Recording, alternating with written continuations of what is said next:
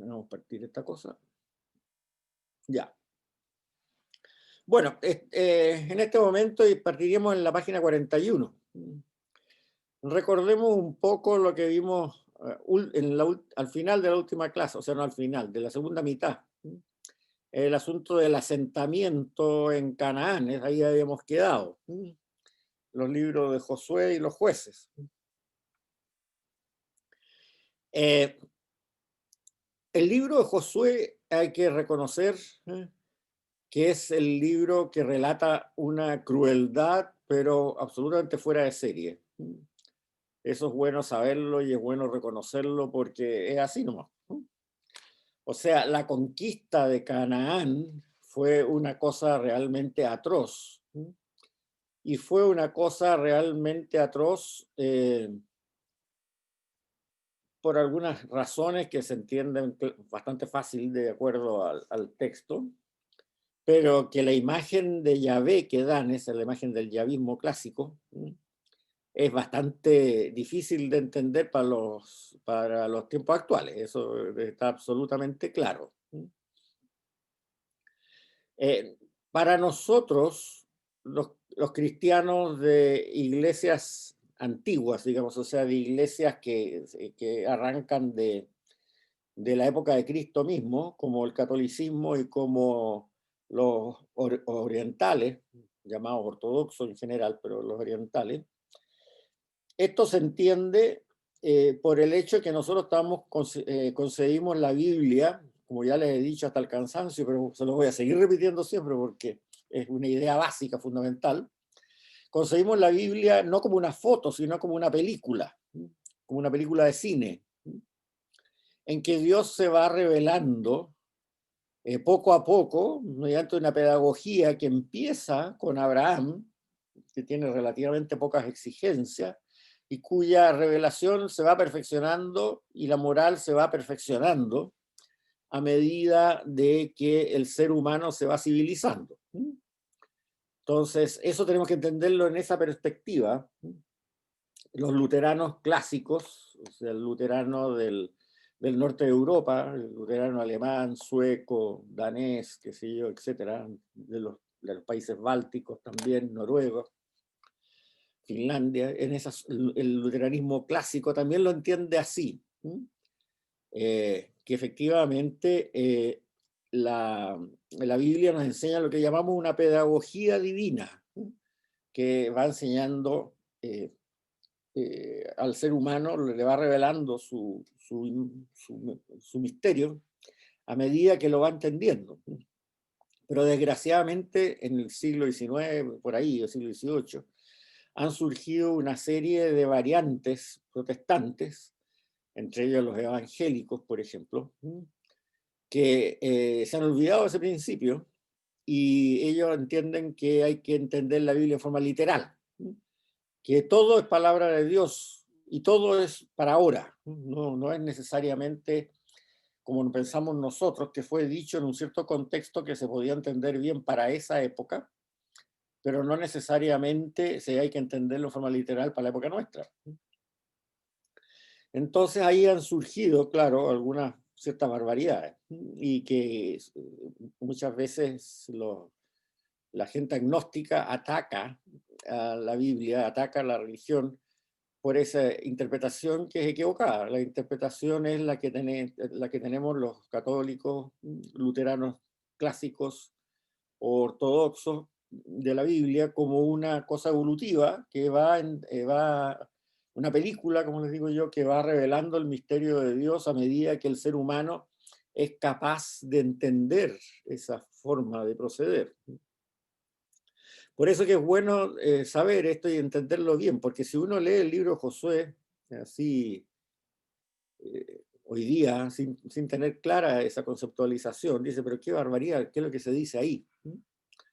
Y eso también trae por consecuencia algunas repercusiones que tiene en tiempos modernos para ciertas ramas del judaísmo. El judaísmo, ya sabemos, no considera palabra de Dios el Nuevo Testamento, eso lo tenemos claro. Pero lo que nosotros llamamos el Antiguo Testamento en el canon hebreo, la Biblia hebrea, para ellos palabra de Dios también. Y lo más importante de la palabra de Dios es la Torá, o sea, los 5 primeros libros de Moisés, tal como para nosotros lo más importante de la Biblia completa son los 4 evangelios, que está al principio del Nuevo Testamento. Pero para ellos lo más importante es la Torá, los 5 libros de Moisés, que son los más antiguos, o sea, los que se refieren a un pueblo que estaba saliendo de la época de las cavernas, más o menos. No es, o sea, 1200 años antes de Cristo, como habíamos hablado. Entonces, eso trae repercusiones para ciertas ideas que han tenido algunos políticos en Israel y que hay que saberlas comprender y para poder evaluarlas bien y poder conversar con ellos. Y lo que se trata aquí es conversar. O sea, si nosotros pensamos a alguna persona como Ariel Sharon, fallecido ya, pero que fue un primer ministro de Israel muy duro con los palestinos, y lo comparamos con lo que dice el libro de Josué, cómo trataba a sus vecinos en ese momento, no hay mucha diferencia. Yo creo que todavía Sharon es mucho más civilizado que Josué en ese sentido, no me cabe la menor duda. Bueno, hay 3000 años de diferencia en tiempo. Pero pensándolo bien, uno dice, bueno, Sharon dijo, si esto hizo Josué y Josué fue bendecido por Dios. Entonces yo estoy haciendo lo que hacía Josué también.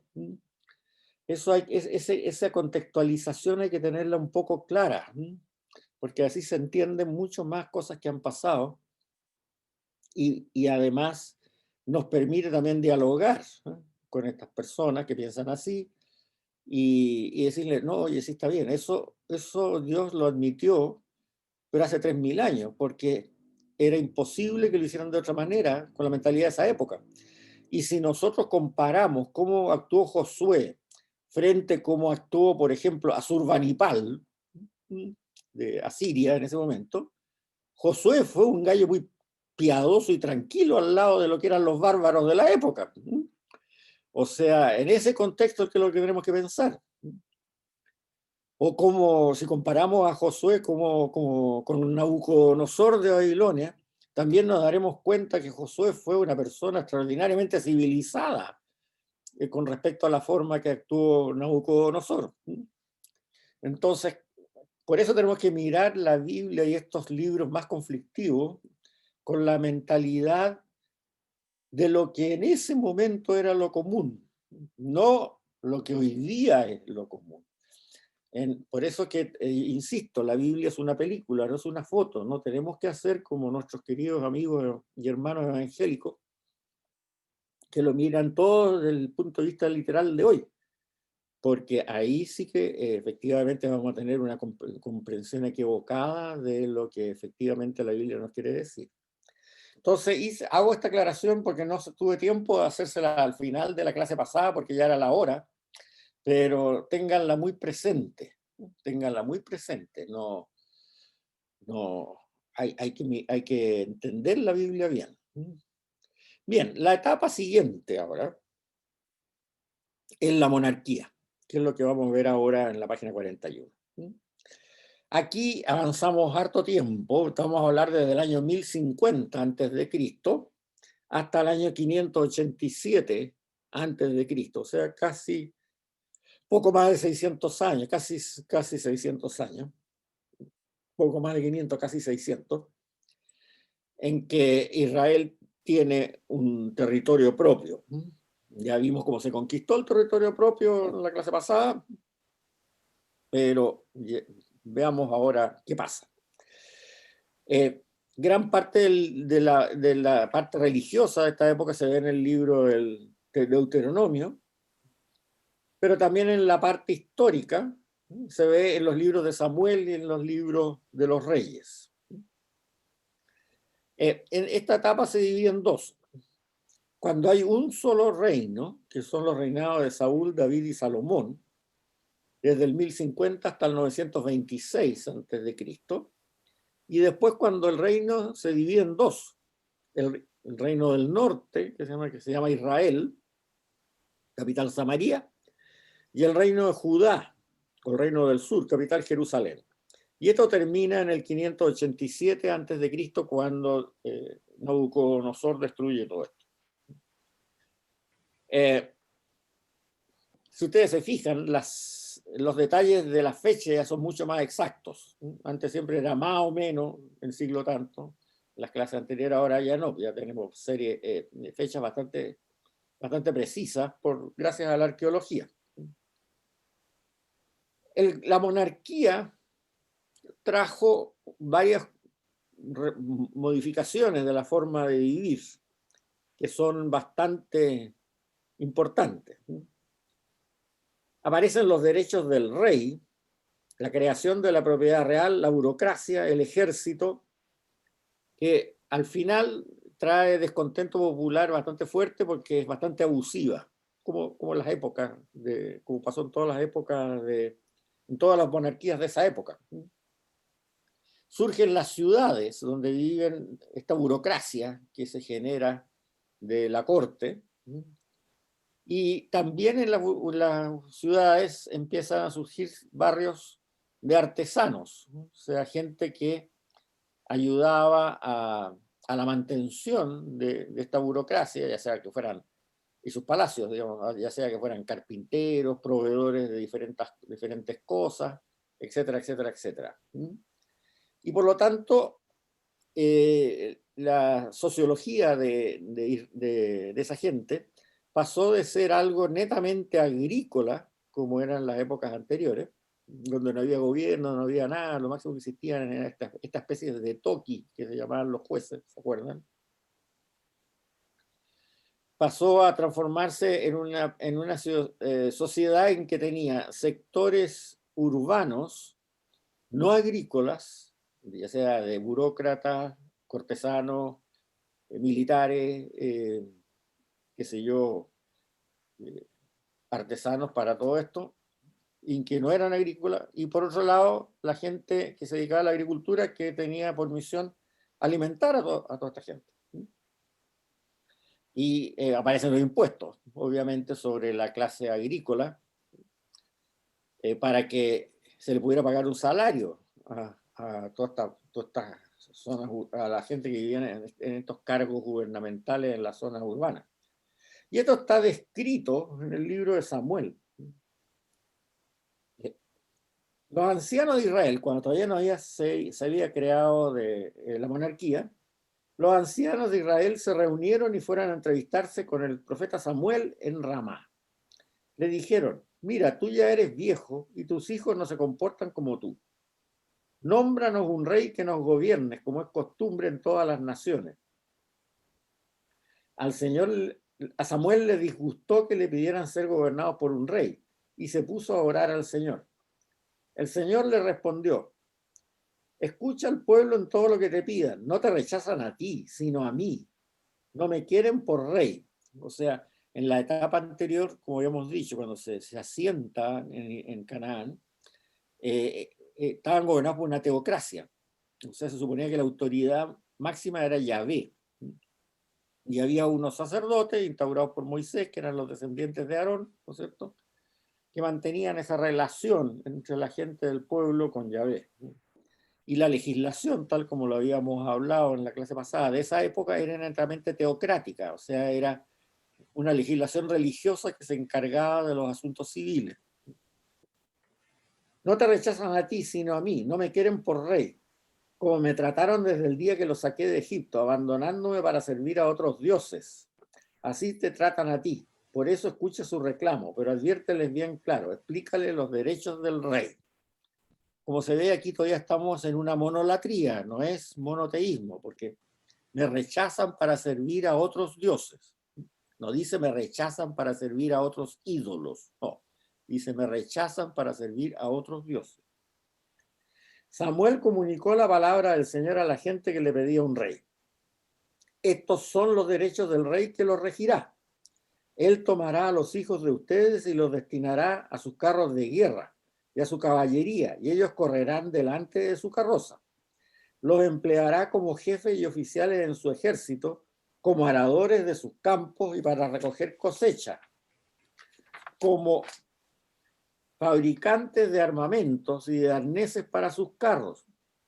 A sus hijas se las llevará como perfumistas, cocineras y reposteras. Les quitará sus mejores campos, viñas y olivares para dárselos a sus ministros.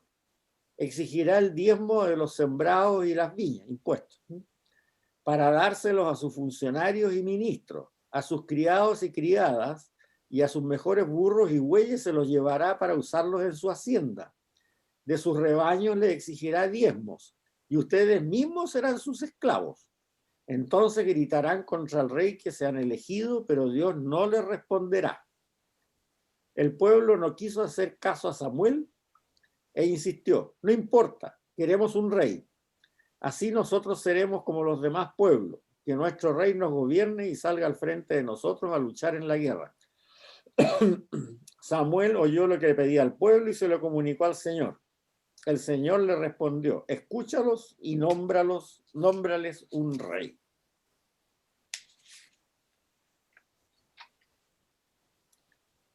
Bueno, ahí tenemos el origen de la monarquía, y hay que reconocer que lo entendieron bien claro desde el primer momento. O sea, es bastante interesante este relato de cómo se nombraron al rey. Pero tenemos algunas conclusiones que son claras. Por lo tanto, la realeza de todas maneras viene de Yahvé. O sea, el rey es nombrado por una persona religiosa, un profeta, en este caso Samuel, es nombrado rey, y es ungido por Samuel. Y el rey actúa en nombre de Dios, en nombre de Yahvé. Es el elegido, el Hijo de Dios. Cuando el Antiguo Testamento habla del Hijo de Dios, se refiere al rey de Israel o al rey de Judá. Cuando habla del Hijo del Hombre, como ya lo vimos en el Nuevo Testamento y lo vamos a ver después también, habla del Mesías. O sea, es al revés la cosa. El Hijo de Dios es el rey y el Hijo del Hombre es el Mesías, que es un ser divino. Ya lo veremos. El rey no es un sacerdote, pero su tarea principal es mantener el sacerdocio, el culto, donde fuera. Al final, después de Salomón, siempre en el templo de Jerusalén, y velar por los sacerdotes. Los sacerdotes no son subalternos del rey, pero son funcionarios reales. O sea, su sueldo de lo que viven es pagado por el erario del rey. Por lo tanto, el diezmo que él saca de los pobres campesinos. La clase sacerdotal son funcionarios reales. A pesar de que el rey no es sacerdote, porque los sacerdotes, como lo decíamos, son los descendientes de Aarón. Si no eres descendiente de Aarón, no eres sacerdote. Y si eres descendiente de Aarón, por el hecho de serlo, ya eres sacerdote, aunque no tengas vocación sacerdotal. Y el rey entonces recibe de Yahvé el derecho y la justicia y la sabiduría para gobernar al pueblo. A veces no la aprovecha mucho, como vamos a ver, que al final viene la decadencia de la monarquía. Ahora, aquí surge un personaje que es David, que es el modelo idealizado del israelita fiel. A pesar de sus caídas, es un modelo de penitencia, de oración, de generosidad y de buen gobierno. Esto queda claro en una profecía de un profeta que se llama Natán, que le dice a David por encargo de Yahvé: y ahora di esto a mi siervo David: así dice el Señor Todopoderoso, yo te saqué del campo del pastoreo, de andar tras las ovejas, para ser el jefe de mi pueblo Israel. Yo he estado contigo en todas tus empresas, he aniquilado a todos tus enemigos. Es bien violento también muchas veces esta cosa, pero ya menos que en el caso de Josué. Te haré famoso como a los más famosos de la tierra. Daré un puesto a mi pueblo, Israel. Lo plantaré para que viva en él sin sobresalto, sin que los malvados vuelvan a humillarlo como lo hacían antes, cuando nombré jueces en mi pueblo Israel. Te daré paz con todos tus enemigos, y además el Señor te comunica que te dará una dinastía. Y cuando hayas llegado al término de tu vida y descanses con tus antepasados, estableceré después de ti a un descendiente tuyo, nacido de tus entrañas, y consolidaré su reino. Él edificará un templo en mi honor y yo consolidaré su trono real para siempre. Yo seré para él un padre y él será para mí un hijo. Si se tuerce, lo corregiré con varas y golpes, como lo hacen los hombres. Pero no le retiraré mi lealtad como se la retiré a Saúl, el primer rey, al que aparté de mi presencia.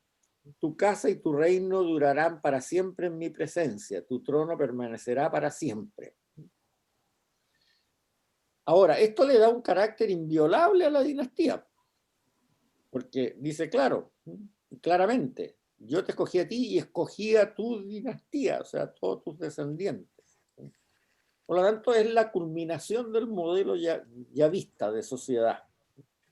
Acuérdense que el yavismo viene de una de las 4 fuentes, estas que están la más antigua, que están en la Torá. El yavismo, el eloísmo, ¿no es cierto? La fuente sacerdotal y la deuteronómica. Bueno, estamos hablando del yavismo ahora, la fuente yavista, y hasta ahora. Y es efectivamente muy estricta en muchas de estas cosas. Y este modelo de la monarquía divina en Israel y una dinastía perpetua es típicamente yavista. Ya vamos a ver que después se atenúa un poco esto con las otras fuentes. Otra característica que tiene este yavismo monárquico es la sacralización de la ciudad de Jerusalén. Es el propio David el que conquista Jerusalén. Por primera vez llegan los judíos a Jerusalén. Y ahí instala el Arca de la Alianza, la tienda de reunión que iba por todas partes donde iba Israel, ¿no es cierto? Y tiene la intención de él edificar un templo, pero Yahvé le dice a David que todavía no. Todavía no está bien sólida esta monarquía, entonces la va a hacer su hijo, Salomón. Pero esto de que ya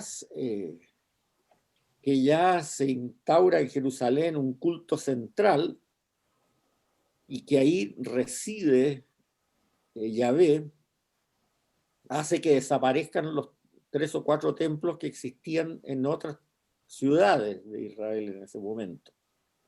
Porque como no habían conquistado Jerusalén, tenían que establecer la tienda de reunión, el Arca de la Alianza, en alguna parte.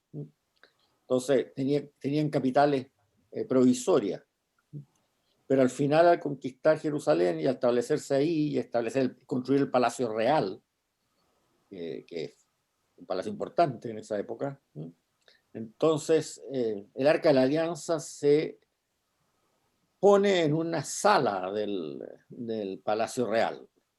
Entonces se va creando esta idea que la sala del trono del rey y la sala del trono de Yahvé están en el mismo edificio, están juntas. Y eso lo va a desarrollar más Salomón también cuando construye su templo junto al Palacio Real. O sea, lo que hoy día llamamos la explanada del templo, donde estaba el templo de Salomón, el templo de Jerusalén, estaba también el Palacio Real, eran en el mismo edificio, en alas distintas, pero era el mismo edificio. O sea, el trono de Yahvé y el trono del rey están uno al lado del otro.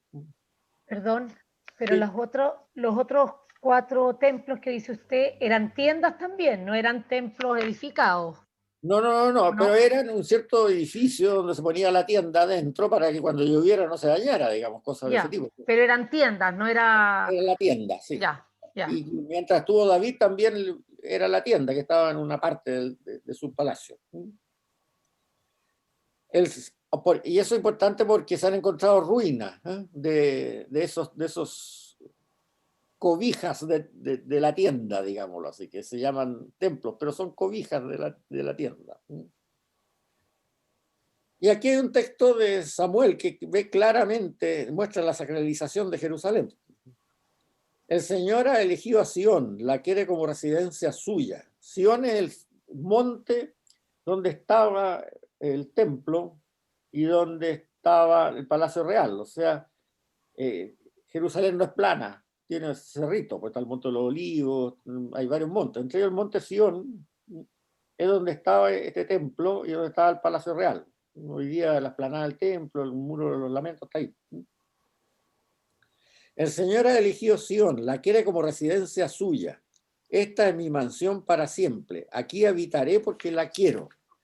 Bendeciré generosamente sus provisiones y saciaré de pan a los pobres. Vestiré a los sacerdotes de gala, sus amigos cantarán alborozados. Allí renovaré el poderío de David, prepararé una lámpara para mi ungido. Cubriré de ignominia a sus enemigos, más sobre él brillará su diadema. Esto es un salmo, para que se vea esto claro. O sea, el trono de Yahvé y el trono de David prácticamente son la misma cosa. Vamos más para allá. Otra cosa que es importante en esta época. Oiga, perdón, ¿Sí? otra duda. Sí. Entonces, en este minuto, como se está produciendo esta monarquía, ya las primicias y todas las cosas buenas que sacaban los agrícolas, ya no entregaban a los sacerdotes, porque como Sí, eran jornaleros, sí. cómo Sí, es que se lo que pasa es que los retribuían los... sacerdotes son los primeros funcionarios reales que se van creando. Entonces se siguen entregando a los sacerdotes y como los sacerdotes son funcionarios reales, toda esa primicia, esos diezmos, por decirlo más claro, van al erario nacional que es religioso, porque todo esto se está construyendo sobre una legislación religiosa. O sea, el rey es rey porque es elegido de Dios para gobernar. Los sacerdotes son elegidos son descendientes de Aarón y pagados por el rey porque el rey para gobernar religiosamente necesita de sacerdotes. Y así se va creando una cadena que es un estado religioso, sacerdotal, de origen divino. No es un Estado como lo conocemos nosotros, que es un Estado para el funcionamiento de la sociedad, digámoslo así. Es para el funcionamiento de la sociedad, pero por instrucción y jerarquía divina. Ahora, Gracias. esta cosa que se ve muy bonita en el papel, pero empieza a resquebrajarse, porque de lo que nosotros hemos visto de la clase pasada y lo que estamos viendo ahora, se va creando una situación bien curiosa. Yahvé se entiende con el rey, porque nombró al rey. Y el rey se entiende con la gente.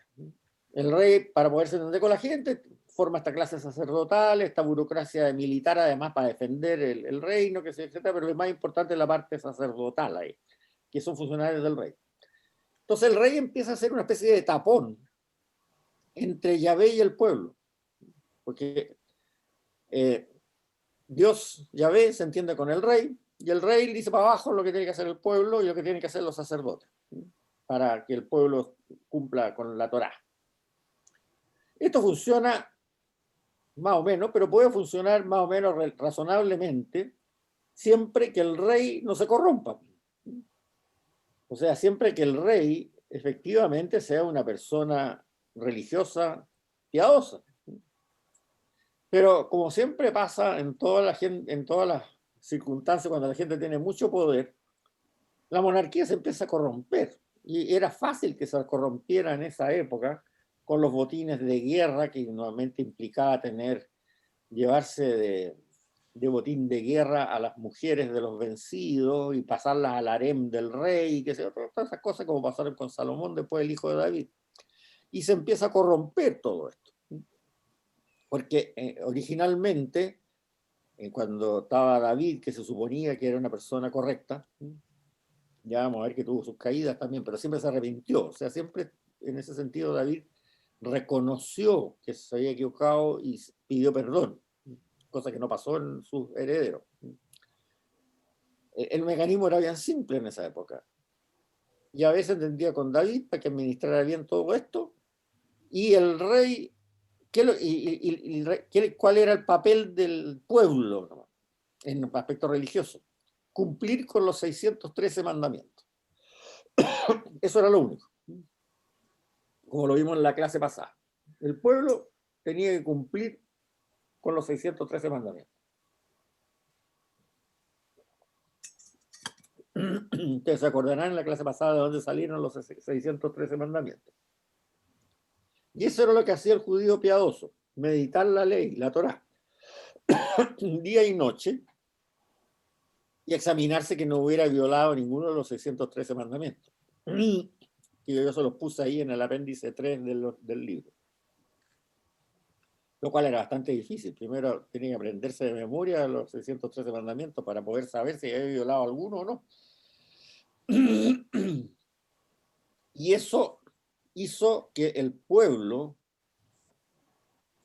la clase de sacerdotes menos encumbrados, digamos, que estaban más abajo, empezaran a buscar una manera de salirse de eso. No podía ser que para el pueblo Dios estuviera tan alejado. Era antinatural. Que el pueblo lo único que sí tuviera que saber es aprenderse los 613 mandamientos y revisar todos los días no haber violado ninguno. No era una religión que satisficiera el anhelo de cualquier ser humano. El ser humano tiene que tener una cercanía, una manera de comunicarse con Dios. No puede ser eso. Entonces, poco a poco, empiezan a surgir nuevos textos religiosos que son paralelos a todo esto, paralelos a la Torá y a los libros de los profetas anteriores, que son los únicos que funcionan hasta esta época, y que son de otras categorías, no son tan normativos. Y eso es lo que se empieza a salir una visión sapiencial, o sea, libros que muestran que Dios, que ahora son de otra fuente, ya no son el yavismo, por lo tanto están escritos como Elohim, por ejemplo, que significa lo mismo, el Señor, pero que muestra un cariño y una forma de educar a la gente, al pueblo, de acuerdo a sus problemáticas básicas de todos los días. Ya no es un problema como el caso del yavismo, de que Dios ilumina al rey para que el rey pueda vencer a sus enemigos, solamente. Y no es como yo, Juanito Pérez, o no, ahí no se llamaría Juanito Pérez, Jacob Ben Esaú, por ejemplo. Me entiendo en mi problema diario que tengo con mis vaquitas, con mi vecino. Y ahí empiezan a surgir otros libros, entre ellos los libros de los profetas con nombre.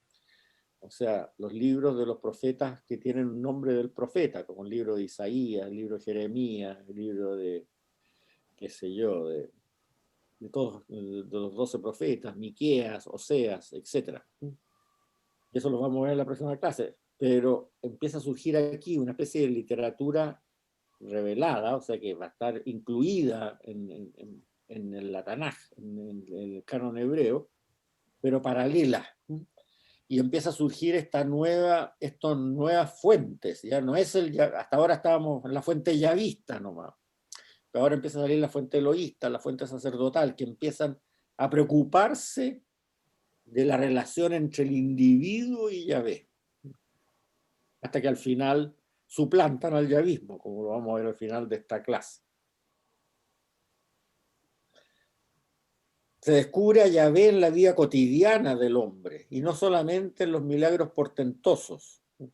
Yahvé no solo escucha la palabra oficial del culto del templo, sino que también escucha la oración silenciosa y privada del ser humano. Empiezan a surgir algunos salmos.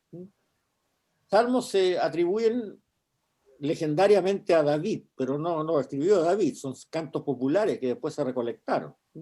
A lo mejor un par los debe haber escrito David, pero no. Y no son de la tónica muy davídica tampoco, porque son bastante de las tradiciones posteriores, eloísta, sacerdotal, deuteronómica. Porque el ser humano tiene necesidad de comunicarse con Dios. Y esa necesidad la hace en la oración. Entonces estos salmos surgen, primero de a poquitito, han sido 2 o 3, después más grandes, y al final cuando fue una colección grande, pero 100 o 200 años después, los recolectaron en un libro. Y dijeron, es de David, pero no, no son de David, son posteriores. O en paralelo. Y estos salmos son oraciones que le enseñan al pueblo a rezar, a comunicarse con Dios, que son estupendos, son las mejores oraciones que se han escrito. Y bueno, nosotros en las misas todos los días rezamos un salmo, ¿no? Y los sacerdotes en el breviario todos los días rezan como 3 o 4 salmos diariamente. Y la gente laica podría usar ese mismo, el mismo breviario para rezar todos los días y sería fantástico, porque son oraciones bellísimas. De ahí van saliendo estas oraciones. Enseñar a orar al pueblo, a comunicarse con Yahvé. Pero es algo que va al margen del yavismo. La palabra de Dios es válida para siempre, pero surge la idea que el israelita, el pueblo de Israel, inspirado por Dios, al israelita le corresponde la misión de actualizar la comprensión de la palabra de Dios, de modo de que siga iluminando la vida cambiante. O sea, eso es lo que nosotros, un biblista famoso dijo, que es lo mismo que yo les digo hasta el cansancio. Se descubre en ese momento que la Biblia es una película, no es una foto. Y corresponde a la misma gente que escribe ese canon hebreo, la interpretación cuando las situaciones cambian. Bueno, esto significa lo que se llamaba en esa época una mentalidad derásica. Derás en hebreos de esa época significa buscar. La palabra de Dios es válida siempre, pero hay que buscar la forma en que se aplica hoy en día para darle vida al pueblo, vida religiosa al pueblo, a su relación con Dios. Por eso que cuando se ve que fracasa el modelo yavista, porque se corrompe la monarquía, ya lo vamos a ver un ratito más, fracasa ese modelo del monarca intermediario entre Dios y la gente, y por lo tanto la gente lo único que tenía que hacer es obedecer los 613 mandamientos y nada más y olvidarse. Cuando fracasa ese modelo, no se desecha la revelación anterior, no se rechaza, no se desecha el yavismo, sino que se le reinterpreta. Y se le reinterpreta en las otras 3 fuentes que van ocurriendo en diferentes tiempos. El eloísmo primero, después la fuente sacerdotal, la fuente deuteronómica, etc. Y esas reinterpretaciones se intercalan al relato yavista. Por eso que cuando nosotros leemos el Antiguo Testamento, estos libros,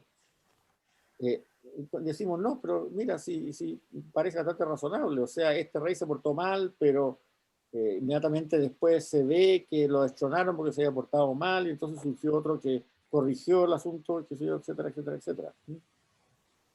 Claro, porque nosotros ya estamos leyendo una Biblia en que está el yavismo con sus correcciones intercaladas. Pero si leemos la fuente yavista sola, ahí uno se da cuenta que el mensaje original era bien duro y era bien difícil y que era muy fácil que fracasara. O sea, era una forma de mirar la divinidad que suponía gente absolutamente perfecta en la monarquía y en la clase religiosa, la clase de los sacerdotes. Y Pero a sabemos, nosotros, perdón, que no existen gente tan perfecta. ¿Sí, María Cecilia? perdón, pero a nosotros nos enseñan entonces, por lo menos a mí de chica, nos enseñaron un Antiguo Testamento, por lo que estoy entendiendo, más yavista, más puro, que porque vimos un Dios castigador, un Dios es la impresión que tengo yo del Antiguo Testamento, y una absolutamente distinta hoy por hoy, porque uno va viendo los matices como usted lo está mostrando. O no, o yo igual recibí, yo estuve en, bueno, da lo mismo.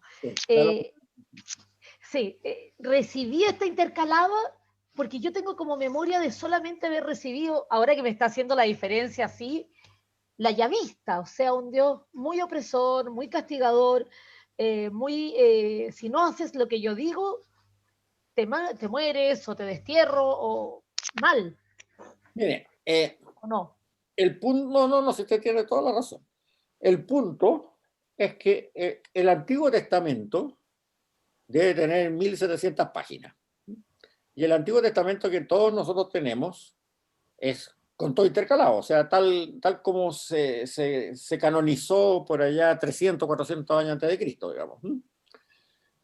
Entonces, 1700 páginas a uno no se lo enseñan en ningún colegio. Entonces, normalmente lo que nos enseñaron a nosotros era una cosa que se llama historia sagrada en del Antiguo Testamento. Y eso trae por consiguiente que se relatan hechos históricos. Entonces, y los hechos históricos son fundamentalmente de la fuente yavista. O sea, ahí se relata la conquista de Canaán, se relata David matando a Goliat, se relatan una serie de cosas.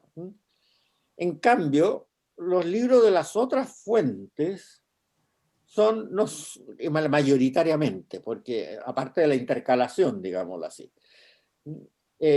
no son tan preocupados del problema histórico. Y esos, como no estaban dentro de lo que se llamaba historia sagrada, para decir algo, no se enseñaban. Por ejemplo, a poner un ejemplo, los salmos, a nadie le hicieron un curso de salmos, para enseñarle a rezar de acuerdo a las circunstancias, porque hay salmos para todas las circunstancias, y eso es muy interesante, porque hay salmos cuando uno está alegre, salmos para cuando uno está triste, salmos cuando uno tiene un problema, salmos cuando está enfermo, salmos para dar gracias cuando está sano, qué sé yo, y eso se lo deberían enseñar, porque es un verdadero catálogo que uno debería usar. O sea, ¿cómo amanecí hoy? Mira, estoy feliz porque mejoré esta enfermedad. Ya, ¿cuál salmo sirve para dar gracias a Dios porque mejoré la enfermedad? No tenemos idea. Es el grave problema, que no se enseñaba eso. Después, los libros sapienciales que se llaman, que son catálogos de proverbios, de refranes, que también hay para todas las circunstancias y son bellísimos, y deben totalizar unas 300 páginas. Ni se nombraban cuando nos enseñábamos en el colegio. O sea, la pedagogía con que nos enseñaban los colegios era mala. La pedagogía bíblica, digamos, sobre todo referida al Antiguo Testamento. Porque se enseñaban cosas como, ¿no? para que uno como cabro chico ejerciera la imaginación pensando, mira, David mató al Goliat, qué entretenido. No tiene ninguna importancia que haya matado al Goliat, digámoslo así. Lo importante son qué pasó en esa época desde el punto de vista religioso. Ese es el problema. O sea, la pedagogía que nosotros tuvimos fue pésima. Eso te lo puedo decir porque no tiene vuelta, es la realidad. Ahora, yo no sé cómo se enseña ahora. Ojalá que haya mejorado. La única cosa Era más llavista la nuestra. era más yavista. Y por eso que al final toda la gente quedó, de esa época, quedó con un desprecio del Antiguo Testamento, y que el Antiguo Testamento no hay para qué estudiarlo, basta con el Nuevo Testamento. Incluso empezaron a salir ediciones del Nuevo Testamento solas, que prescindían del Antiguo Testamento, ¿no? Y no, ¿para qué vaya a comprar una Biblia completa? Mira, el Nuevo Testamento basta. Y los más avanzados de esa época publicaban en un librito el Nuevo Testamento y además los Salmos. Hasta ahí llegaba, pero nada más. Error. Gracias. Bien, de nada. Bueno, y aquí entonces empiezan a ver algunas intercalaciones. Yo voy a leer dos intercalaciones. Una parece que no es intercalación, sino que viene también ahí están las dudas, porque estas cosas no se sabe exactamente muy bien si son yavistas o eloístas, qué sé yo, pero el caso de David, con la mujer de Urías. que al principio parece que no estaba en la fuente ya vista, estamos hablando de 3000 años atrás, o sea, y después se intercaló porque se arrepintió. Pero efectivamente empieza a mostrar un hecho de que esta monarquía tan perfecta como es la fuente ya vista no era tanto. Se los leo. Al año siguiente, en la época que los reyes van a la guerra, David envió a Joab, que era su comandante en jefe, con sus oficiales y a todo Israel a devastar la religión de los amonitas y sitiar Rabá. David, mientras tanto, fíjense que bien curioso, al año siguiente, en la época que los reyes van a la guerra, o sea, ya era una costumbre, así más o menos, a salir a matar gente, digamos. Es bien curioso, ¿no? Al año siguiente, en la época que los reyes van a la guerra, David envió a Joab con sus oficiales y todo Israel a devastar la región de los amonitas y sitiar Rabá. David, mientras tanto, se quedó en Jerusalén y un día a eso del atardecer se levantó de la cama, se puso a pasear por la azotea de su palacio y desde la azotea vio una mujer bañándose, una mujer muy bella. David mandó a preguntar por la mujer y le dijeron, es Betsabé, la hija de Elián, esposa de Urías elitita. David mandó unos pocos para que se la trajesen, llegó la mujer, David se acostó con ella, que estaba purificándose de su menstruación. Después Betsabé volvió a su casa, quedó encinta y mandó este aviso a David, estoy encinta. Entonces David mandó esta orden a Joab, Joab era su comandante en jefe. Y Urías, el marido de Betsabé, era uno de los oficiales superiores de Joab. Mándame a Urías elitita. Joab se lo mandó. Cuando llegó Urías, David le preguntó por Joab, el ejército y la guerra. Luego le dijo, anda a tu casa a lavarte los pies. Urías salió de palacio y detrás de él le llevaron un regalo del rey. Pero Urías durmió a la puerta del palacio con los guardias de su señor. No fue a su casa. O sea, aquí la estrategia estaba re clara. Ándate a tu casa para que veas a tu mujer, que todavía parece que no se ve que está embarazada, y acuéstate con ella, para echarle la culpa a la guagua, a Urías, que volvió de la guerra. Pero Urías parece que algo sospechaba y no entró a su casa, durmió a la puerta del palacio. Avisaron a David que Urías no había ido a su casa y David le dijo, has llegado de viaje, ¿por qué no vas a tu casa? Urías le respondió, el arca de la alianza, Israel y Judá viven en tiendas de campaña. Joab, mi jefe, y sus oficiales acampan a la intemperie. ¿Y yo voy a ir a mi casa a banquetear y a acostarme con mi mujer? Por la vida del Señor y por tu propia vida no haré tal cosa. David le dijo, quédate aquí hoy, que mañana te dejaré ir. Urías se quedó en Jerusalén aquel día. Al día siguiente David lo convidó a un banquete y lo emborrachó. Al atardecer Urías salió para acostarse con los guardias de su señor y no entró a su casa. A la mañana siguiente David escribió una carta a Joab y se la mandó por medio de Urías. El texto de esta carta era, pon a Urías en primera línea, donde sea más recia la lucha, y después déjalo solo para que lo hieran y muera. Puta, qué malo. Joab, que tenía cercada la ciudad, puso a Urías donde sabía que estaban los defensores más aguerridos. Los de la ciudad hicieron una salida, trabaron combate con Joab y hubo algunas bajas del ejército entre los oficiales de David y murió también Urías elitita. Joab mandó a David el parte de guerra, que ya Joab también empezó a sospechar algo. Joab, que era su comandante en jefe, estaba peleando por allá lejos. Joab mandó a David el parte de guerra ordenando al mensajero, cuando acabe de dar el parte al rey, si el rey monta en cólera y te pregunta, ¿por qué se acercaron a la ciudad a combatir? ¿No sabían que los arqueros disparan desde lo alto de una muralla? ¿Quién hirió a Abimelech, hijo de Jerubbaal? Una mujer desde lo alto de la muralla le dejó caer encima una piedra de moler, y así murió en Tebes. ¿Por qué se acercaron a la muralla? Tú entonces, le dice Joab a su mensajero, cuando te reten por eso, le añades, ha muerto también tu siervo Urías elitita. Marchó el mensajero, se presentó a David y le comunicó el mensaje de Joab. David se enfadó, como era de suponer, pero el mensajero le dijo, es que el enemigo se lanzó contra nosotros haciendo una salida a campo abierto. Nosotros los rechazamos hasta la entrada de la ciudad y entonces los arqueros nos dispararon desde la muralla. Murieron algunos de los soldados del rey y también murió tu siervo Urías elitita. Entonces David se calmó y le dijo al mensajero, dile a Joab que no se preocupe por lo que ha pasado, porque así es la guerra. Un día cae otro, un día cae uno y otro día cae otro. Que insista a dar el asalto de la ciudad hasta arrasarla, y tú anímalo. La mujer de Urías oyó que su marido había muerto e hizo duelo por él. Cuando pasó el luto, David mandó a buscarla y la recibió en su casa, la tomó por esposa y le dio luz a un hijo. Pero el Señor reprobó lo que había hecho David. Y esta es la razón por la cual este fragmento también está en la fuente yavista, por la reacción de David que la vamos a ver ahora. El Señor reprobó lo que había hecho David. Y el Señor envió al profeta Natán. Entró Natán ante el rey y le dijo, había dos hombres en un pueblo, uno rico y uno pobre. El rico tenía muchos rebaños de ovejas y bueyes. El pobre solo tenía una oveja pequeña que había comprado. La iba criando y ella crecía con él y sus hijos, comiendo pan, bebiendo de su vaso, durmiendo en su regazo. Era como una hija. Llegó una visita a la casa del rico y no queriendo perder una oveja o un buey para invitar a su huésped, tomó la oveja del pobre y convidó a su huésped.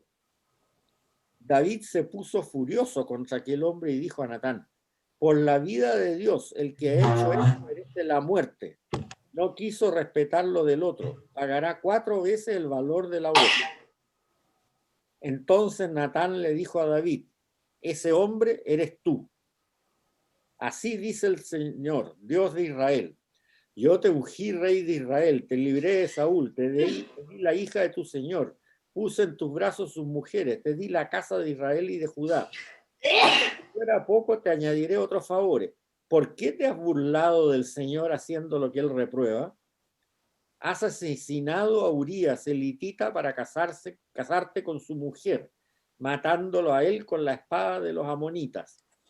Por eso, la espada no te apartará jamás de tu casa, por haberte burlado de mí, casándote con la mujer de Urías elitita. Así dice el Señor, yo haré que de tu propia casa nazca tu desgracia. Te arrebataré tus mujeres y ante tus ojos se las daré a otro, que se acostará con ellas a la luz del sol que nos alumbra. Tú lo hiciste a escondida, yo lo haré en todo Israel en pleno día. Y David dijo a Natán, he pecado contra el Señor. Natán le respondió, el Señor ya te ha perdonado, ha perdonado tu pecado, no morirás, pero por haber despreciado al Señor con lo que has hecho, el hijo que te ha nacido morirá. O sea, David por lo menos se arrepintió, reconoció su culpa. Yo creo que por esa razón este relato puede estar perfectamente en la fuente yavista.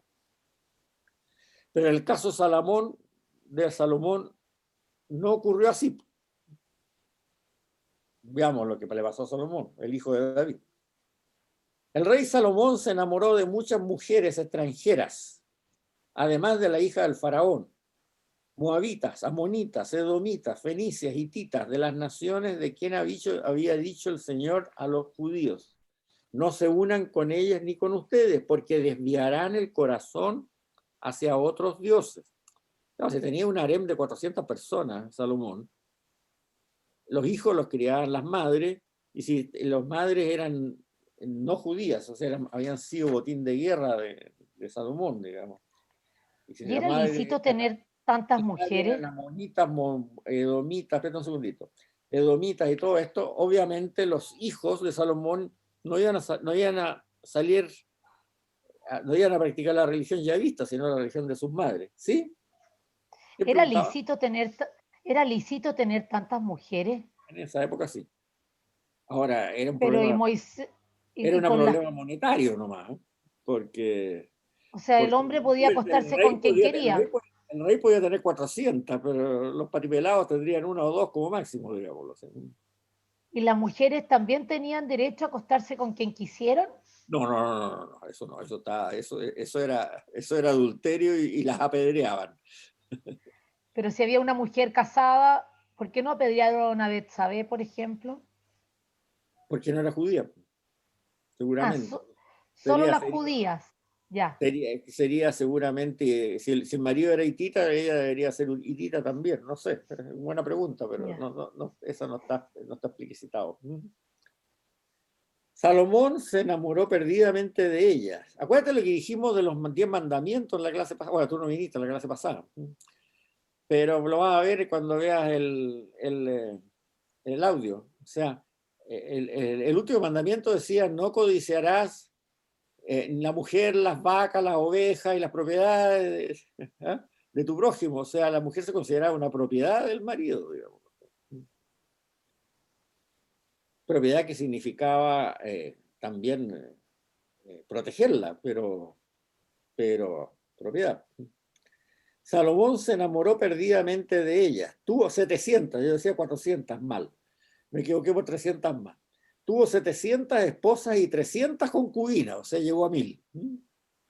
Y así cuando llegó a viejo, sus mujeres desviaron su corazón tras dioses extranjeros. Su corazón ya no perteneció por entero al Señor, como el corazón de David, su padre. Esta es la diferencia crucial entre David y Salomón, porque muchas veces se pregunta por qué David no fue castigado de la forma que fue castigado Salomón, como lo vamos a ver más adelante. David pecaba, pero siempre su corazón estaba en Yahvé. Se arrepentía, recibía el castigo, pedía perdón, etc. Y pecaba porque, bueno, todos pecamos, pero eso. En cambio, Salomón se alejó de Yahvé. O sea, en base a todos estos lujos, ¿no?, asiáticos, podríamos decir, que tenía, se alejó de Yahvé. Y el corazón de Salomón de viejo ya no perteneció por entero al Señor. ¿Por qué? Porque él empezó a adorar a los dioses extranjeros. Acuérdense que estamos hablando de monolatría, no adoraba a los ídolos, dioses extranjeros. Salomón adoró a Astarte, diosa de los fenicios, además de a Yahvé. A Milcom, de los amonitas. Hizo lo que el Señor reprueba. No siguió plenamente al Señor como su padre, David. Entonces construyó en el monte que se alza frente a Jerusalén un santuario a Camos de Moab y a Milcom, ídolo de los amonitas. Lo mismo hizo para sus mujeres extranjeras que quemaban incienso y sacrificaban en honor de sus dioses. El Señor se encolerizó contra Salomón porque había desviado su corazón del Señor, Dios de Israel, que se le había aparecido 2 veces y que precisamente le había prohibido seguir a dioses extranjeros. Pero Salomón no cumplió esa orden. Entonces el Señor le dijo, por haberte portado así de mal conmigo, siendo infiel a la alianza y a los mandatos que te di, te voy a arrancar el reino de tus manos para dárselo a un servidor tuyo. No lo haré mientras vivas. En consideración a tu padre David, se lo arrancaré de la mano de su hijo. Y ni siquiera le arrancaré todo el reino. Dejaré a tu hijo Salomón, una sola tribu de las 12, en consideración a mi siervo David y a Jerusalén, mi ciudad elegida. Y ahora entonces, en vista de todo esto, empiezan a aparecer estos nuevos relatos, como el caso de Salomón, que no aparece en la fuente ya vista, este ejemplo aquí, y aparecen las nuevas fuentes y se empiezan a intercalar, y empiezan a salir todos estos libros que son en paralelo a estos libros ya vistas. Y por eso se divide la monarquía a la muerte de Salomón, es la interpretación que le da el pueblo de Israel a esto. En base a este caer en el lujo idolátrico de la monarquía, esta corrupción, se divide el reino en 2 a la muerte de Salomón. El hijo de Salomón, que debía haber heredado todo, hereda solamente el reino Judá, que es Jerusalén y sus alrededores, un poquitito al sur. Es una sola tribu, la tribu de Judá, y nada más. Y las otras 11 tribus, que al norte, se dividen y se corona rey un general de Salomón, que sigue con todas estas barbaridades de idolatría, y la capital la ponen en Samaria. Y ahí empieza un poco el conflicto entre, como vamos a ver, que después se agrava bastante más, entre los judíos de Judea, los judeanos, no los judíos, y los judíos de Samaria, los samaritanos. Eran todos judíos la población ahí, porque eran todos judíos, descendientes de Abraham. Pero por eso que cuando se habla de los judíos y los samaritanos, eso es un problema de que el Nuevo Testamento se escribió en griego y no distingue entre los dos conceptos. El judío es el descendiente de Abraham, y son tanto samaritanos como los judíos de Judea son descendientes de Abraham. Pero el judío de Judea, en hebreo, se le denomina con una palabra distinta al judío en general. Son dos palabras distintas. En cambio, en griego son una sola, y por lo tanto, en el Nuevo Testamento, cuando se traduce a todos los idiomas, se habla de judíos y samaritanos como si fueran enemigos. No. El que son enemigos son el judío de Judea, el judeano, como se traduce a veces eso, con el respecto al samaritano, pero son todos judíos iguales. Uy, perdón que vuelva a interrumpir, Dime. pero ¿cómo Está bien, siendo, está bien, ¿no? cómo siendo Salomón, ya el rey, el hijo de David, y que se le haya aparecido Dios, digamos de alguna forma, porque ahí dice, Ya. en 2 oportunidades se le presentó Dios, haya podido ser infiel, porque uno escucha las historias de los santos hoy día, cuando han tenido apariciones, o sea, es inconcebible que alguien que ha podido ver a Dios, entre comillas, porque nadie ha visto a Dios, pero de la forma que se le ha presentado a él, sea infiel. O sea, como que no me cuadra, no me confunde. El poder y el éxito, precisamente como Dios le prometió tener éxito militar, ahí se ensoberbió. Mira, acuérdate lo que dice en la carta de Santiago, el Nuevo Testamento. Los demonios, antes de insurreccionarse, veían a Dios todos los días, y lo más bien que se insurreccionaron igual. Bueno, sí. O sea, es un bien. problema de libertad. O sea, sí, está bien. El hecho de el tener tanto éxito, y además se ha sido muy picaflor seguramente, porque, No, ahí con los demonios ya me ganó, ya, no tengo duda. o sea, Gracias. seguramente Salomón debe haber sido muy picaflor, digámoslo así, y era... Pero igual le construyó el templo Sí. Lo que hizo pasa es el que templo. si tú lees el relato completo de la vida de Salomón, Sí, lo he leído. claro, el hombre se va poniendo soberbio a medida que va envejeciendo. Al principio es bastante piadoso, o sea, de hecho le pide a Dios poder gobernar con sabiduría cuando lo nombran rey, ¿no? Es bastante piadoso, pero después empieza, y Dios le dice, bueno, entonces te voy a ayudar en tus eventos militares, qué sé yo. Y parece que lo ayudó tanto que el hombre se pervirtió solo. Y no, con el tema del diablo ya me lo dejó, pero más claro imposible. Ya. Gracias. Ahora, la monarquía en ambos reinos al final se empieza a prostituir igual, porque el modelo yavista, como les digo, no resultaba eso que fuera el rey una especie de aduana, ¿no? Entre Dios y el ser humano no funcionaba. Y vemos lo que pasó después. Cuando Jeconías subió al trono, el último rey de Judá, o sea, el último rey de la dinastía davídica, tenía 18 años y reinó 3 meses en Jerusalén. Su madre se llamaba Nejustá, hija del Natán, natural de Jerusalén.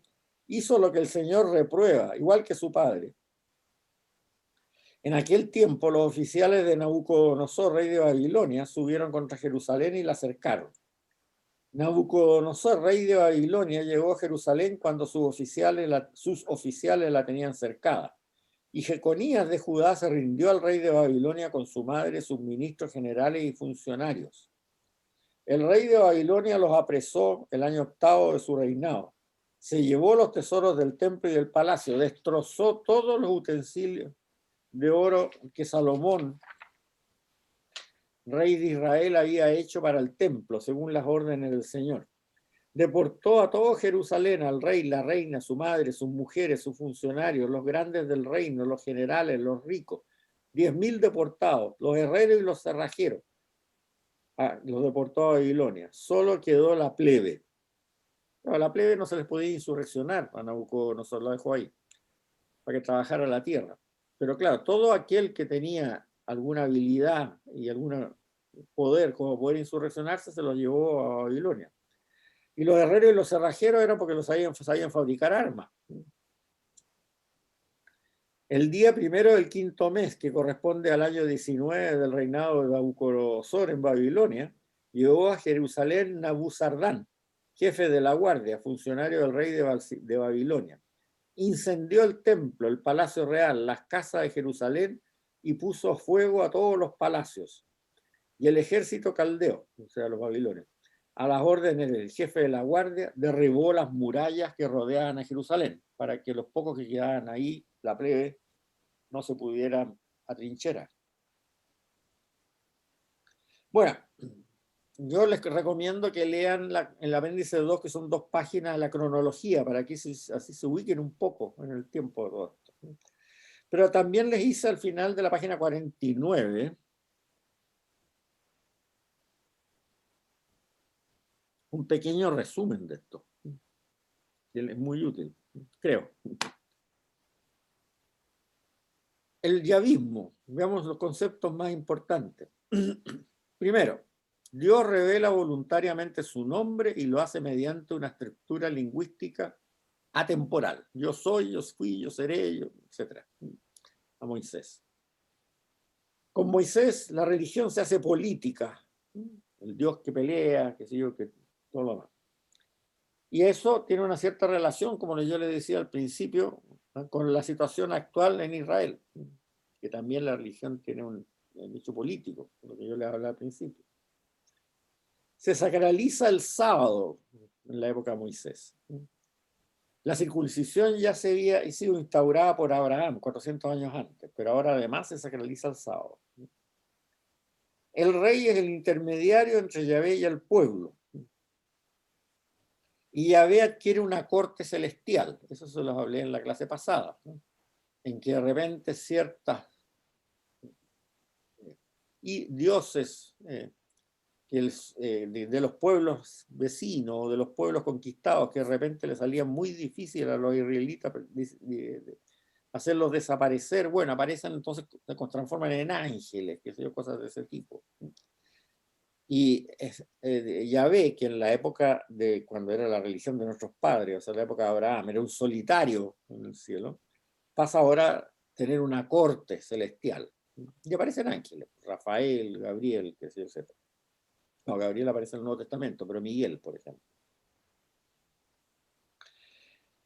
El palacio de David coincide con el palacio de Yahvé. Se sacraliza Jerusalén y se sacraliza la dinastía de David. Pero la tierra es de Yahvé, por eso también lo hablamos bien en la clase pasada. Ustedes son advenedizos aquí, la tierra es mía. Por lo tanto, ocurren todos estos problemas que no se puede vender. El problema del jubileo, que lo vimos en la clase pasada, de que hay que rescatar de la gente pobre que tiene que vender su tierra, la tierra para la misma tribu, para la misma familia de la cual fue dada originalmente, y que eso trae una cantidad enorme de problemas económicos, porque cuando se reparte, como lo expliqué en la clase pasada, cuando se reparte la tierra, la población era muy chica, entonces se podía alimentar una familia con estas parcelas de tierra que le asignaron en nombre de Yahvé. Pero 400 años después, esa familia pequeñita tenía una descendencia gigantesca y ya no era capaz de ser alimentada con ese pedacito de tierra. Entonces ahí surgen los problemas de la pobreza, de la gente dedicada a la agricultura, que relatan también los evangelios en su fuente más antigua, como la fuente de Q. La tierra es de Yahvé. La caída y el consiguiente castigo, que es el exilio este que acabamos de ver, el castigo, es consecuencia de la corrupción de los reyes, sacerdotes y los notables. Y esto trae por consecuencia que se reinterpreta la historia desde las fuentes eloístas, sacerdotales y deuteronómicas. No se rechaza el yavismo, sino que se le reinterpreta y se intercalan estos relatos de entre medio para que las nuevas generaciones tengan una visión más equilibrada de todo este asunto. Porque la palabra de Dios anterior seguía siendo válida porque era palabra de Dios, pero ahora se le reinterpreta de acuerdo a esta inspiración inspirada. Y además, en paralelo, nacen los salmos y la literatura sapiencial que hablamos nosotros, que le permite al pueblo común acceder a Yahvé desde su casa, saltándose al rey y al templo. Como diríamos en términos comunes hoy día, se le enseña a rezar al pueblo, se le enseña a comunicarse directamente con Dios. Bien, con esto cerramos el yavismo. Pero aquí el yavismo tiene también un punto muy importante, que es el relato de la creación, que lo vamos a introducir ahora. En realidad, ¿por qué surge ahora en la monarquía el relato de la creación? Porque con este asunto que se va reescribiendo la historia con las otras fuentes, las otras 3 fuentes adicionales, empieza a surgir con claridad la idea que la monolatría, o sea, el Dios mío, de mi país, de mi pueblo, es único. Pero los dioses de los otros pueblos no sabemos si son múltiples o únicos, y no nos interesa saberlo tampoco. Eso es la monolatría, como lo habíamos dicho hace 2 clases atrás. Sin embargo, ya se empieza a pensar que la monolatría no es lo correcto, sino que es el monoteísmo. O sea, este Dios único de mi pueblo también es el único Dios para los otros pueblos. Los otros pueblos están equivocados, tienen ídolos. Por lo tanto, ya es una monolatría que pasó a ser muy exigente, se convierte en monoteísmo en esta época de la monarquía. Debido a los profetas, que lo vamos a ver en la próxima clase. La predicación de los profetas es así. En ese sentido es contra el modelo yavista. Entonces, cuando ya Israel entiende que su Dios es monoteísta y no monolátrico, ahí tiene sentido preocuparse del problema de la creación. Porque antes, cuando tenían la concepción monolátrica, no se podía explicar el asunto de la creación del universo. Porque ¿quién creó el universo? ¿El Dios mío o el Dios tuyo? El mío es único, sí, yo sé, para mí es único. Para ti no sé, pero ¿quién lo creó? ¿El Dios de Israel, el Dios de los amonitas, el Dios de los filisteos, el Dios de...? No se sabe, no se puede pensar en eso, no hay solución. Sin embargo, cuando tú llegas a la conclusión de que en realidad la monolatría es un error, es una forma que no te habían dicho todavía la verdad, no te habían revelado. Dios no se había revelado como monoteísta, sino que todavía no ocurría esa revelación por la razón de que no se podía entender en ese momento todavía. Pero cuando ya se entiende así, que mi Dios, el Dios de Israel, es el único existente, entonces cae obvio que ese único existente fue el que creó el universo. Juan Carlos, disculpe. Sí, ¿Qué año más o menos fue escrito entonces el Génesis? A ver, vuelvo a la misma explicación de la clase pasada. ¿Cuál Génesis? El actual, que está con las 4 fuentes mezcladas y que fue obra de un redactor, como lo vimos en la segunda clase. Ajá. El de la fuente yavista. No, el yavista. ¿El yavista? Sí. Más o menos unos 800 años antes de Cristo. O sea, la redacción escrita ya, considerando Ajá. que debe haber habido 400 años más de tradición oral, pero la tradición escrita del yavista debe haber sido el de Salomón, más o menos. 800 años antes. Ok, vale, gracias. De nada. Pero ese es distinto al que tenemos hoy, pues, acuérdate. O sea, hoy día pues tenemos... claro. Ya. Sí. Bueno, entonces cuando ya efectivamente se entiende, y eso ha sido unos 300 años después de esa fecha, más o menos, cuando ya está esto bastante más integrado, ¿no es cierto?, en las diversas fuentes, que el Dios de Israel es el único Dios existente, bueno, entonces cae de cajón que ese único Dios existente fue el que creó el mundo. Entonces ahí surge el relato de la creación. Pero, como son varias fuentes, hay dos relatos de la creación. Hay dos relatos de la creación. El de la fuente sacerdotal, que es el que se lee siempre en las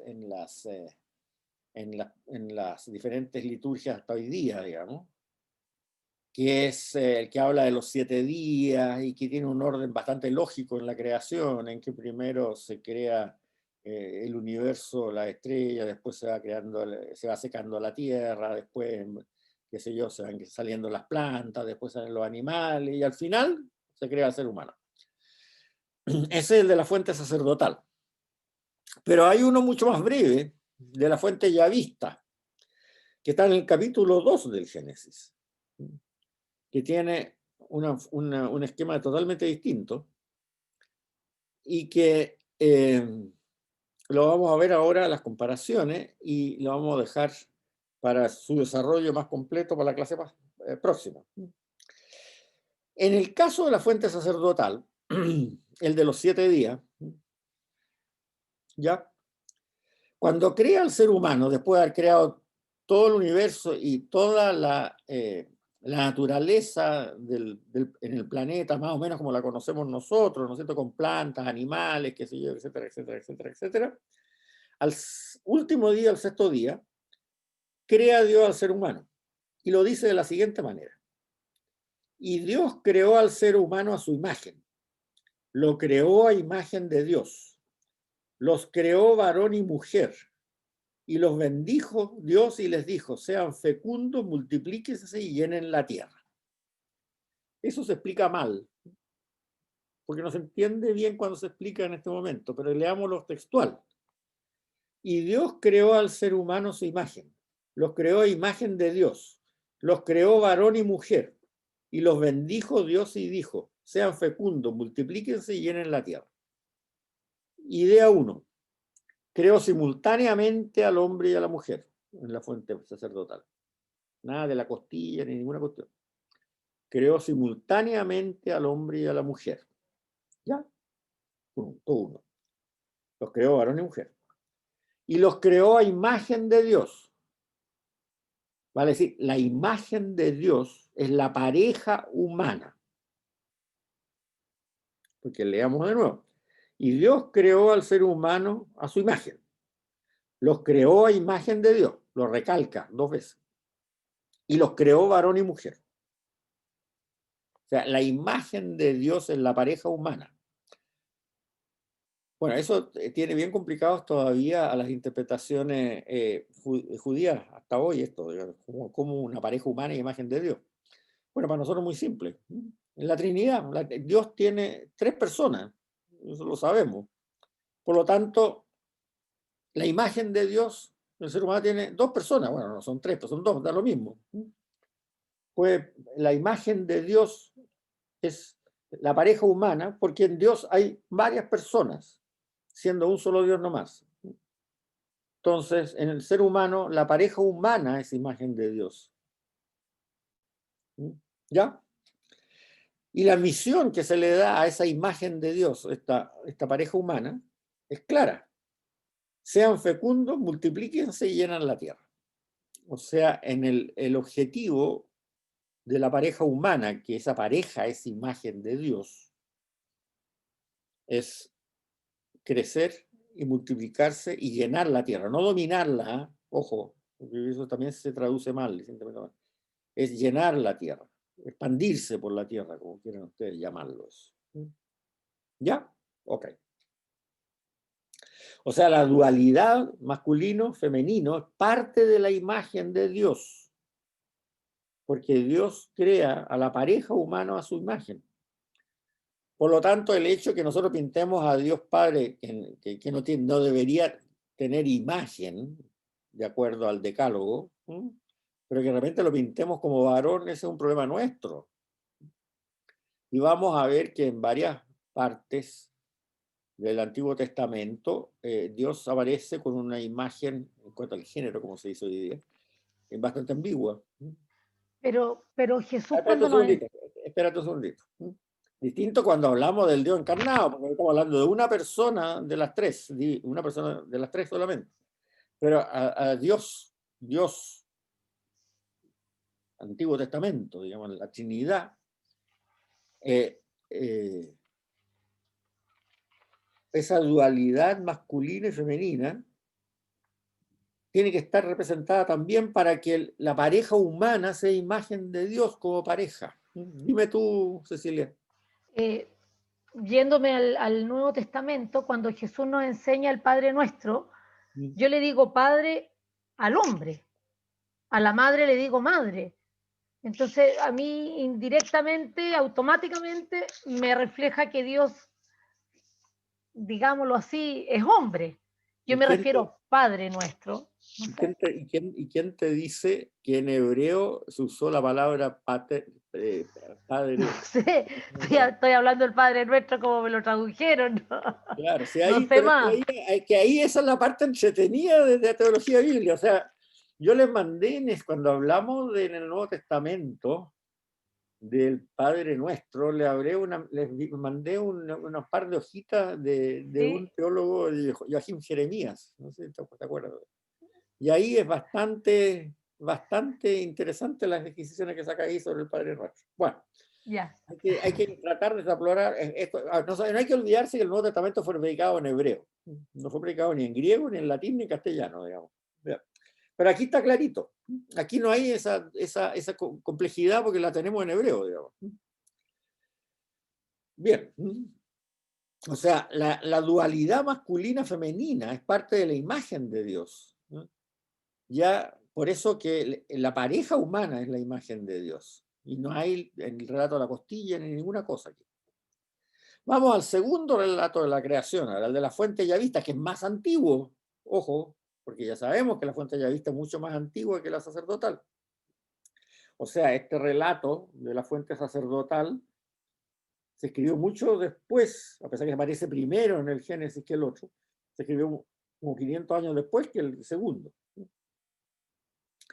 El segundo relato de la fuente de la creación de la fuente yavista es muy importante, muy interesante, porque la finalidad de la creación de la pareja humana no es la procreación, para el relato más antiguo, sino que es el acompañamiento solamente.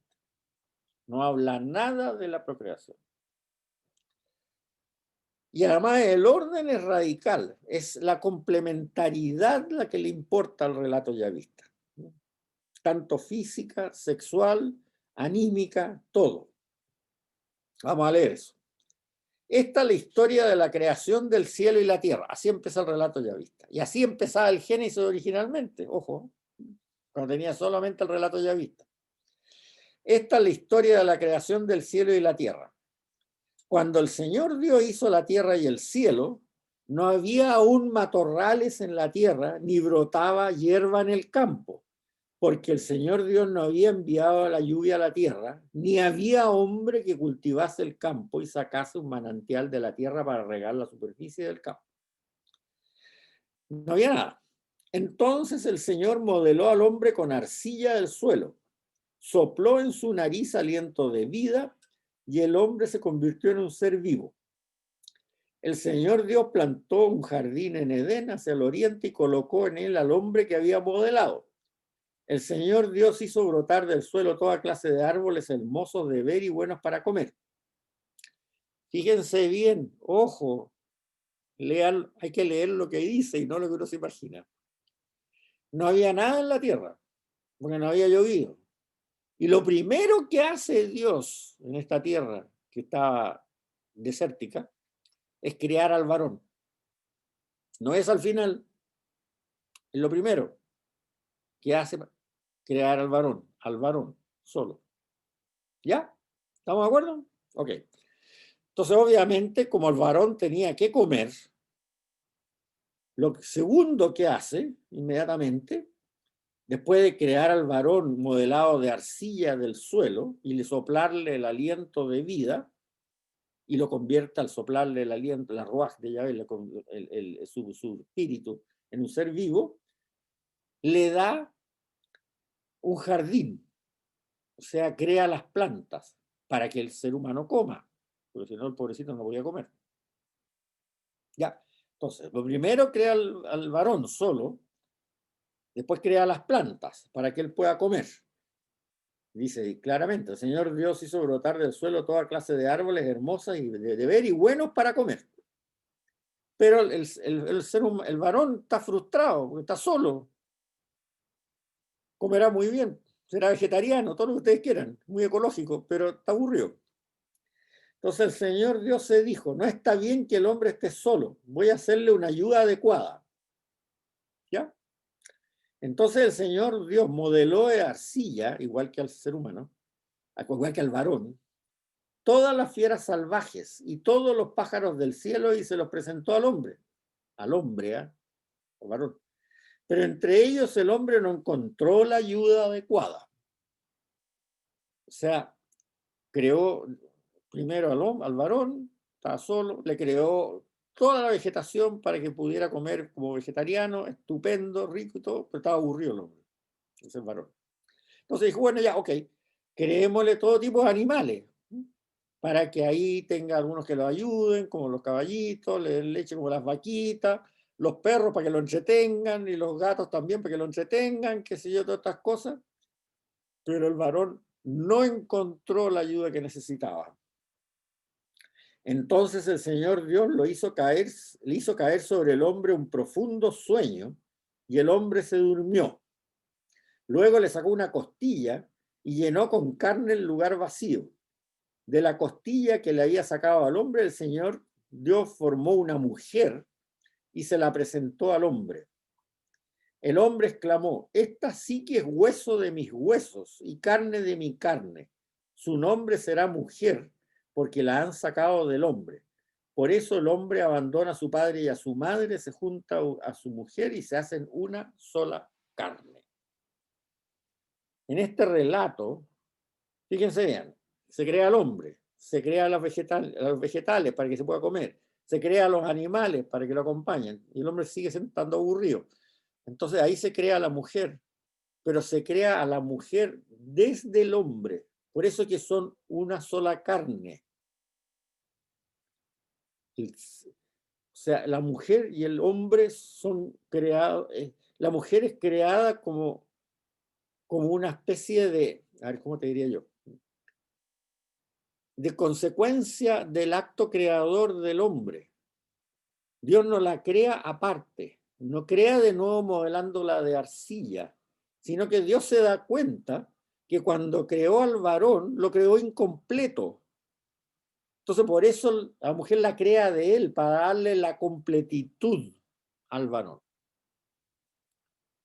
Por eso que ahí el ser humano, el hombre, se da cuenta y dice, esta sí que es hueso de mis huesos y carne de mi carne. Ahí está contento, al final está feliz, Adán.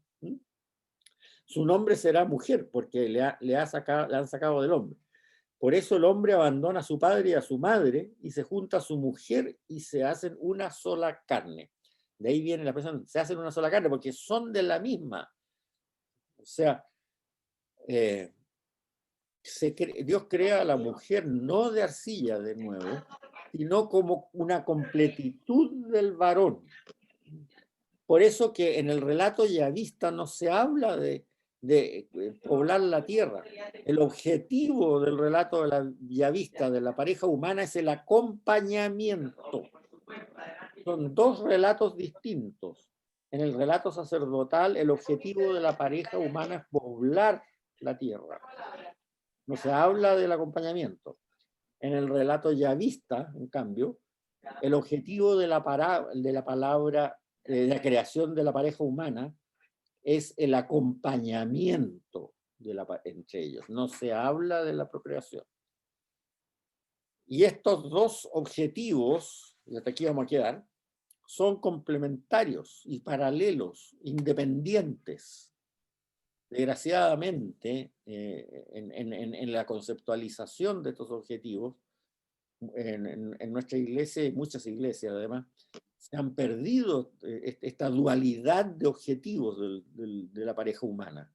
Pero Israel la tenía requete contra clara 500 años antes de Cristo. Son dos objetivos distintos. El de la fuente, el relato de la creación de la fuente sacerdotal es el objetivo, y ahí en la fuente sacerdotal se crea la pareja humana simultáneamente, y es la pareja humana la que es imagen de semejanza de Dios. Ahí sí es la procreación.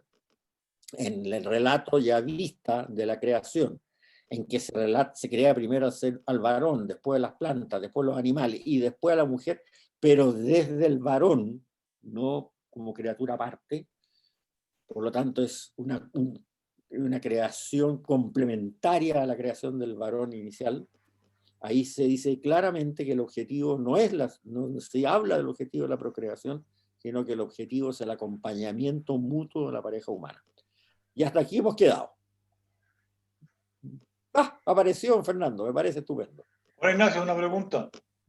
Dime. Sí aparecí, sí, que he estado, no ha sido fácil, pero he estado el 95% del tiempo escuchando, muy impresionado con Salomón nomás. Me dejó impresionado. Pero fuera de eso, tú dijiste que Dios se dio cuenta que le faltaba algo al hombre, pero Dios tenía claro que iba a querer a la mujer desde el comienzo, ¿verdad? Parece que para los yavistas no estaba tan claro. Acuérdate que todo esto evidentemente es un relato, que ya lo vamos a ver el objetivo. El relato es el objetivo del relato es religioso. Y el objetivo que pretenden ambos relatos son tres. Primero, que Dios creó todo de la nada. Segundo, que Dios lo creó porque Él tuvo ganas de hacerlo, porque nadie se lo obligó. Y en tercer lugar, que después vio que todo esto era bueno. Esos son los tres objetivos. Ahora, para que fuera comprensible, esto se pone en un relato que es mitológico, obviamente que es mitológico. Eso no tiene nada, y no tiene nada de malo, porque el objetivo teológico de ambos relatos es absolutamente claro. Primero, Dios creó todo de la nada. Segundo, Dios creó por voluntad propia, todo voluntad. lo obligó, como en otras, llamémoslo así, ¿cómo se llama esta intenciones. cosa? No, pero en otras mitologías, digamos, aquí nadie lo obligó, lo de la nada lo hizo él porque nadie, de propia voluntad. Y en tercer lugar, vio que era bueno y que era muy bueno. Y le dio dos objetivos distintos que son en paralelo. Uno, la multiplicación, pero el acompañamiento también. Eso es de igual peso. Ahí lo tenemos claro. Bien, vamos a profundizar más esto en la próxima clase, pero yo creo que hasta aquí es bueno que lo mediten, ¿sí? Tengo otra pregunta para variar esta semana. Hoy día he sido muy preguntona. Estudien hasta la página 51. Oiga, don Juan Ignacio, usted dijo, yo entiendo, que todo fue creado en la creación, o sea, por ejemplo, los ángeles que fueron creados probablemente antes, fueron todos creados, o sea, todos los ángeles de la guarda que existen o que existirán, ya fueron creados, o no, o me equivoco con eso. Porque si me equivoco con eso, la pregunta que le voy a hacer no va. A ver, el relato de la creación se refiere al relato de la creación material. ¿Ya? No se habla ese es otro problema que lo vamos a ver en algún momento. O sea, efectivamente, no se dice nada de cosas, como es la creación material de la gente de este planeta. No se dice nada, por ejemplo, algo que puede haber ocurrido, que en otros planetas haya habido vida a lo mejor millones de años antes, también hay vida en las esferas no materiales, como los ángeles, como dices tú. Eso queda abierto, no se dice nada en estos dos relatos.